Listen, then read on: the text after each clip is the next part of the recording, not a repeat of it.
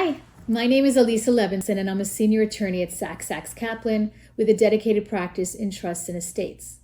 Though I'm somewhat new to the firm, I've been practicing law for over 30 years in both New York and Florida. Sachs Kaplan has been providing legal services here in South Florida for nearly 40 years, and our legal team is dedicated to providing the highest quality work product to each of our valued clients. In considering what I would discuss with you today, I thought back to a conversation I recently had with a dear friend about the need for estate planning. I've known this woman for over 30 years. We trust each other implicitly. Her husband is very successful, earning the kind of annual income that most of us only dream about. They have 2 adult children, neither of whom is married, a few parcels of real estate, including their primary home and a farm with a bunch of cute animals who have names like Carrot, Cucumber, and Schnitzel. Of their 2 kids, one is very successful and the other has challenges and will likely never earn enough to support a family on his own. My friend has no estate plan. This information was fairly surprising and unexpected news. 2/3 of the United States population has no estate plan. So I started thinking, and this is what I want to discuss with you here today. Why is that? Why are people so reluctant to create an estate plan? If you are watching this today, my guess is you may be one of the majority of our population who has resisted doing the very thing that you really should be doing right now. So let's consider top 6 reasons people decide to either put off or just skip the creation of an estate plan. Number 1, too busy. Everyone's too busy, right? Number 2, I don't want to spend the money. Lawyers are so expensive. There's so many other more appealing ways to spend the money. And frankly, there's so many bills, we just don't want another one. Number 3, not sure who to leave the money, assets, or property to. That's a very common concern. Number 4, client doesn't have a huge estate. They're thinking maybe it's just really not necessary to create an estate plan. Number 5, I can just pull a form off of Google and call it a day. Number 6, I am not planning to die anytime soon, so I think this can wait for another day, month, or year. All right, so let's look at these and discuss.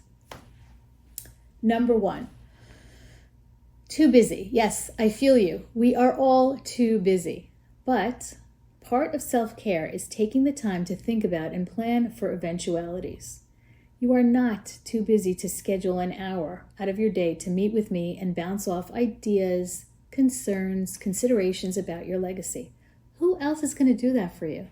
This is about you. It's about your legacy and what will happen to your hard-earned money and lifelong efforts to amass your beloved possessions, your treasured relationships, and your firmly established values. You are the only one who should be making decisions about what your legacy will look like, not a court who doesn't know you or a relative whom you don't particularly care for or trust.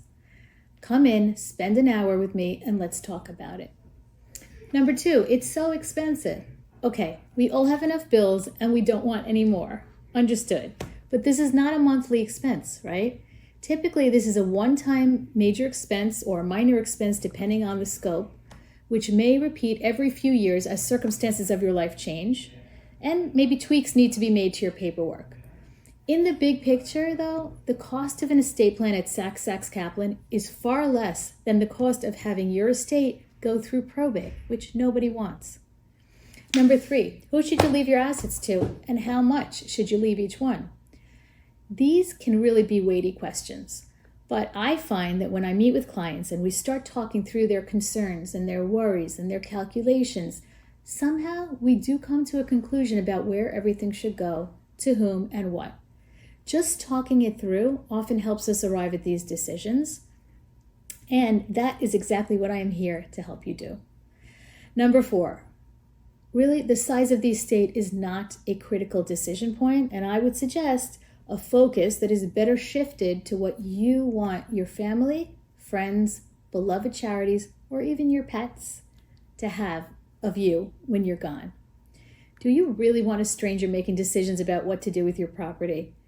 You are the only person who should be empowered to make decisions like that.